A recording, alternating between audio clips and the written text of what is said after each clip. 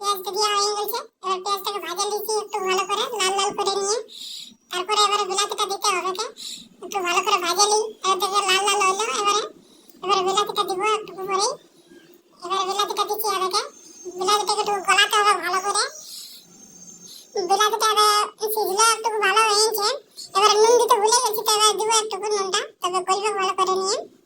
এবারে নুন দিয়ে আমি এখন একটু ভালো করে গলায় নিয়ে তারপরে আমরা ডিম দিব। নুনটা দিলেই এরপরে ভালো করে একটু গলায় লিখি, লাড়ে লিখি ভালো করে লাড়ে লি। কে বাবু গ্যাস থেকে না দেখি। এবারে ডিমটা দিবার জন্য তেল দিবি, এবারে ডিম দিলি, এই ডিমটা ইয়ার সঙ্গে মিক্স করে দিলি ভালো করে। ডিমটাকে এবারে ভালো করে ভাজবো। এবারে ভালো করে ভাজে নিচ্ছি। বন্ধুরা মানে কড়াটি নাই কেউ নজর দিও, কড়াটি আমরা সেই একটু হস্টেলে থাকি না, তো পরিষ্কার করতে নাই পারি।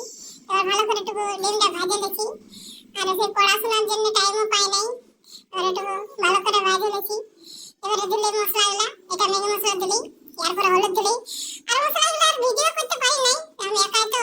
এবারে পাঁচটা মশলা দিবি, এটা সসটা দিয়ে নিয়েছি। এবারে দেখাতে তো দমে স্বাদ লাগবে, একটু জল দিয়ে ভাজলি, একটু ডবকালি, এরপরে পাস্তাটা দিয়ে নিয়েছি। এবারে পাস্তাটা একটু লাড়ে তাড়ে নামাই দেবো। এবারে একটু জল দিয়ে এখন ভালো করে করে নি, এবারে ডবকালি নিলি, এবারে সার্ভ করবো। এবারে প্লেটে আমরা সাজা দিচ্ছি ভালো করে। এই ডাল দেখছে দারুণ লাগবে